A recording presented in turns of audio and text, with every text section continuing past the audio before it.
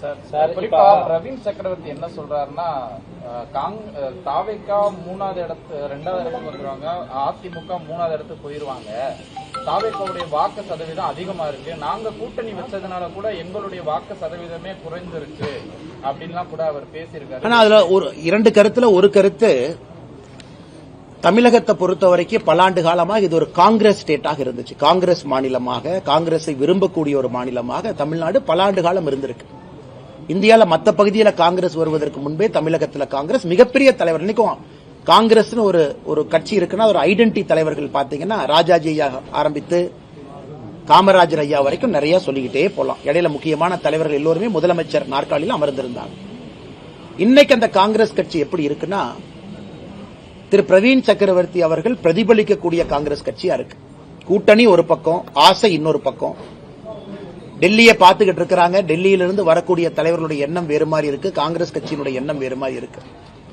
ஆனா இன்னைக்கு பாத்தீங்கன்னா காங்கிரஸ் கட்சி தமிழகத்தினுடைய தலைவருடைய நிலம் எப்படின்னா, தன்னுடைய சொந்த கட்சியை சார்ந்த ஒருவர் தனியார் தொலைக்காட்சி நிறுவனத்துக்கு பேட்டி கொடுத்து இவங்க வளர்ந்துட்டாங்க, திமுக வளர்ந்துச்சுன்னு எங்கேயுமே சொல்ல, திமுக ஆட்சிக்கு வரணும் எங்கேயுமே அவர் சொல்லல. அவர் மீது நடவடிக்கை கூட எடுக்க முடியாத நிலைமையில தான் தமிழக காங்கிரஸ் கட்சியினுடைய தலைவர் உட்கார்ந்திருக்கிறார். பத்திரிகை நண்பர்கள் ஏன் நடவடிக்கை எடுக்கலன்னு கேட்டா, நான் டெல்லிக்கு அனுப்பியிருக்கேன், டெல்லியில முடிவு பண்ணுவாங்க. அதாவது ஒரு கட்சியில ஒரு தொண்டனின் மீது ஒரு நடவடிக்கை எடுக்க கூட முடியாத ஒரு மாநில தலைவராக இருக்கக்கூடிய காங்கிரஸ் கட்சி இன்னைக்கு எதற்கும் டெல்லியை பார்த்து எதிர்பார்த்துக் கொண்டிருக்கின்றார்கள். இந்த ஒரு காரணத்துக்காகத்தான் காங்கிரஸ் அழிஞ்சிச்சு. தமிழகத்தில் இருந்த பவரை தூக்கி டெல்லியில கொடுத்தாங்க. கர்ம வீரர் காமராஜரையை எப்படி இங்க ஆட்சியை நடத்தினாங்க. அதன் பிறகு இந்திரா காந்தி அம்மையார் டேக் ஓவர் பண்ணதுக்கு அப்புறம் கர்ம வீரர் ஐயாவை தோற்கடிக்க வேண்டும் என்கின்ற ஒற்றை காரணத்திற்காக 1972 தேர்தலில் திராவிட முன்னேற்ற கழகத்தினுடைய கூட்டணி 234 தொகுதியில ஒரு தொகுதியும் கூட காங்கிரஸ் நிக்காம 1972 பாதி பாராளுமன்ற தொகுதியில காங்கிரஸ் நின்னாங்க. அன்னைக்கு ஆரம்பிச்ச வீழ்ச்சி காங்கிரஸ் இங்க இருக்கு. நான் காங்கிரஸ் கட்சியை பத்தி கமெண்ட்ரி கொடுக்க வேலை என் வேலை இல்லைங்கண்ணா. ஆனால் நிச்சயமாக காங்கிரஸ் கட்சியினுடைய வீழ்ச்சி தமிழகத்தில். ஆனா இன்னும் அவங்க பாருங்க, 63 சீட் காங்கிரஸ் நின்னாங்க 2011.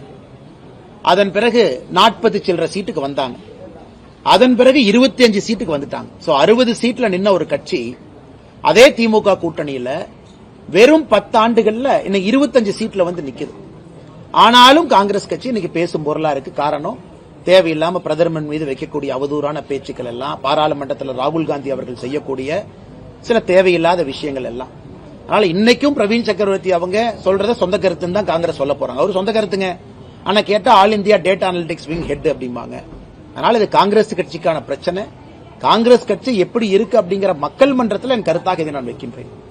சார், அண்ணாமலை அவர்கள் வர்றதுக்கு எதுவும் வாய்ப்பு இருக்கா சார்? நீங்க அவரோட ரொம்ப தொடர்பு இருந்தீங்க, நல்ல தொடர்புல. இப்ப அவர் தனிச்சுடப்பட்ட மாதிரி தெரியுது. அவர் யாரும் தனித்தல்ல எங்கேயும் போகலீங்கன்னா, காலம் இருக்கிறது, காத்திருங்கள், பொறுமையா இருங்க, எல்லாம் நல்லதாக நடக்கும். தமிழகத்தில் 2026 திராவிட முன்னேற்ற கழகத்தினுடைய ஆட்சி தூக்கி எறியப்பட வேண்டும் என்று மக்கள் தெளிவாக நினைக்கின்றார்கள், விரும்புகின்றார்கள். அதற்கு என்ன நடக்கணுமோ அது நடக்கும். அண்ணாமலை பாஜகவில் என்ன நிலைமையில இருக்கிறாருன்னே தெரியலன்னு சேகர் பாபு பேசியிருக்கிறாரு சார். ஆனா நான் சேகர் பாபு ஒரு மாதிரி அண்டி பிழைக்கிற ஆண்டி இல்லைங்கண்ணா. இந்த பள்ளி எல்லாம் பாத்தீங்கன்னா இந்த செவுத்துல ஒட்டிக்கிட்டு சுத்திக்கிட்டு இருக்கும் வீட்டுல. அந்த பள்ளி கத்துனா மட்டும்தான் செவுத்துல ஒட்டி இருக்கிறது தெரியும். இன்னைக்கு சேகர் பாபு அவரை பார்க்கணும்னா முதலமைச்சருடைய ஜீப்ல ஓரத்துல பள்ளி மாதிரி ஒட்டிட்டு போவார். ஸ்ரீரங்க கோயில்ல எல்லாம் 4000 ரூபாய் டிக்கெட் வாங்கி சொர்க்கவாசல பாக்குறதுக்கு போவாங்க. அதே சேகர் பாபு எப்படி அடாவடியாக சென்னையினுடைய ரவுடியா எப்படி இருந்தாரோ 20 ஆண்டுகளுக்கு முன்பு, கோவில்ல இன்னைக்கும் அறநிலையத்துறை அமைச்சராக அதே ரவுடியா தான் இருக்கிறார். எல்லாம் நவருங்க. யாருன்னா சேகர் பாபுவும் அவருடைய குடும்பமும் போய் பெருமாளை ஃபர்ஸ்ட் பார்க்கணும். ஐயா, அவங்க பண்ண பாவத்தை எல்லாம் கோயில கழுவணுமா? கும்பாபிஷேகம் நடக்கும். லோக்கல்ல யாரோ 5 ரூபா 10 ரூபா 20 ரூபா போட்டு கும்பாபிஷேகம் நடத்துவாங்க. சம்பந்தமே இல்லாத காவி வேட்டியை கட்டிக்கிட்டு பள்ளி மாதிரி மேல ஒரு ஜீவன் தொத்திக்கிட்டு இருக்கும். அது யாருன்னு பார்த்தா சேகர் பாபு. அந்த மனிதருக்கெல்லாம் பதில் சொல்லி என் தரத்தை நான் தாழ்த்திக்க விரும்பலீங்கன்னா, செவுத்துல ஒட்டி இருக்கிற பள்ளியும் அறிவாலய செவுத்துல இருக்கிற பள்ளியும் முதலமைச்சருடைய ஜீப்ல சைட்ல ஒட்டிட்டு போற ஜந்துவும் ஒரே பேரு தான், அது சேகர் பாபு. திமுக கனிமொழி எம்பி வந்து சொல்லியிருந்தாங்க, நாங்க ஆட்சிக்கு வந்தோம்னா டாஸ்மாக் கடையை மூடுவோம், கிழிச்சாங்க. அன்னை கனிமொழி அவர்கள் நல்ல ஒரு மனநிலை மருத்துவரை போய் பார்க்கணும், நல்ல மருத்துவரை போய் பார்க்கணும். அவருக்கு இந்த 15 வருஷம் வீடியோல கனிமொழி அக்காக்கு போட்டு காட்டணும். இந்த சில படத்துல பாத்தீங்கன்னா, ஏதோ ஒரு படத்துல பார்த்தேன், இந்த காலையில ஒரு உயிர், நைட்டு ஒரு உயிர், ரெமோ, அம்பியன், அம்பி, அன்னியன் ஒரு கேரக்டர் அப்பப்ப மாறும். அந்த கேரக்டரா கனிமொழி அக்கா மாறிட்டாங்க. தேர்தல் வரும் பொழுது டாஸ்மார்க்க மூடுவேன், தேர்தல் நடந்து முடிந்த பிறகு எஸ்கேப், அதன் பிறகு 5 ஆண்டுகள் கழித்து திமுகவினுடைய தேர்தல் வாக்குறுதி குழுவினுடைய தலைவி, நீங்க 2022 கொடுத்த வாக்குறுதியினுடைய வெள்ளை பேப்பரை கொடுங்கன்னா சிரிப்பாங்க, அதை பத்தி பேச மாட்டாங்க. அதனால கனிமொழி அவர்கள் எப்படி பேசுறாங்கன்னே தெரியல. அந்நியனா பேசுறாங்களா, அம்பியா பேசுறாங்களா, இல்ல ரெமோவா பேசுறாங்களான்னு தெரியாது. மாறி மாறி பேசக்கூடிய அரசியல்வாதியாக அருமை அக்கா கனிமொழி அவர்கள் இன்று மாறி இருக்கின்றார். மதுரை மாநகரம் தூய்மையற்ற மாநகரமா இருக்கு. ஆனா மதுரை நாடாளுமன்ற உறுப்பினர் வந்து தொடர்ந்து மத்திய அரசுக்கு எதிராக அந்த கருத்துக்களை சொல்லிட்டு வராரு.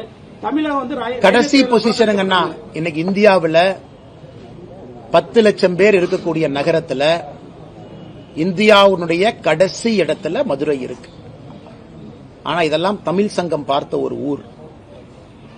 தமிழகத்துல இந்தியாவில் எப்படி வாரணாசிக்கு இன்னைக்கு நாம சொல்றோம் காலத்தால் அழிக்க முடியாத ஊருன்னு சொல்ற மாதிரி தமிழகத்தில் ஒரு நகரத்தை சொல்லணும்னா அது மதுரை தான். காலத்தை கடந்து நிற்கக்கூடிய ஒரு ஊர். இன்னைக்கு வாரணாசி எப்படி இருக்குன்னு பாருங்க. மதுரை அளவுக்கு பழமையான வாரணாசி எங்க கொண்டு போய் வச்சிருக்காங்க. இன்னைக்கு மதுரையை எங்க கொண்டு போய் அவங்க விட்டுருக்காங்க அரசியல்வாதிகள். குப்பை நகரமாக இப்படிப்பட்ட சரித்திர புகழ்பெற்ற மதுரையை மாத்திட்டு இன்னைக்கு சு வெங்கடேசன் பட்ஜெட் வந்துச்சுன்னா பட்ஜெட்டை பத்தி பேசுறாரு, அப்புறம் ஏதோ புக் விழாக்கு போறாரு, சினிமா பாட்டு ரிலீஸ் விழாக்கு போறாரு, அப்புறம் திமுகவை பத்தி மட்டும் பேச மாட்டார், எல்லாத்த பத்தியும் பேசுவார். ஏன்னா அவரு மதுரையில அவருக்கு இருக்கிற ஓட்டு 10,000 கீழே தான். திமுக காரங்களோட சேர்ந்தா தான் மதுரையில அவர் ஜெயிக்க முடியும். அதனால திமுக காரங்களை பத்தி மட்டும் பேசவே மாட்டார், மிச்சதெல்லாம் அவர் பேசுவார். அதனால இன்னைக்கு மதுரை மாநகரத்தினுடைய எம்பி நிலைமையை நினைச்சா ரொம்ப பரிதாபமா இருக்குங்கன்னா, பாராளுமன்றத்தில் மோடி அவர்களை குற்றம் சொல்வது, குறை சொல்வது, பல பொய்களை சொல்லி மாட்டியிருக்கிறார். இதற்கு முன்பு விமான நிலையத்தை பத்தி ஒன்று சொன்னாரு, அதற்கு நம்முடைய விமானத்துறையினுடைய அமைச்சரை நேரடியாக பதில் சொல்லி இருந்தாங்க. எப்பாவது பாராளுமன்றத்தில் இந்த குப்பை பிரச்சனை இருக்கு அப்படின்னு பேசியிருக்காங்க? குப்பை பிரச்சனைக்கு முழு காரணம் திராவிட முன்னேற்ற கழகம் அப்படின்னு பேசியிருக்காங்க? முதலமைச்சரை சந்திச்சு மதுரையில் இருக்கக்கூடிய குப்பை பிரச்சனைக்கு தீர்வு கேட்டிருக்காங்க? இங்க இருக்கக்கூடிய மேயரோடு உட்கார்ந்து குப்பை பிரச்சனை தீர்ப்பதை பத்தி பேசியிருக்காரா? ஆனா பேசுறதெல்லாம் China, America, Greenland, Antarctica, Siberia, அது வேற என்ன புதுசா ஒரு நாடு இருக்கும், அந்த நாடு தான்.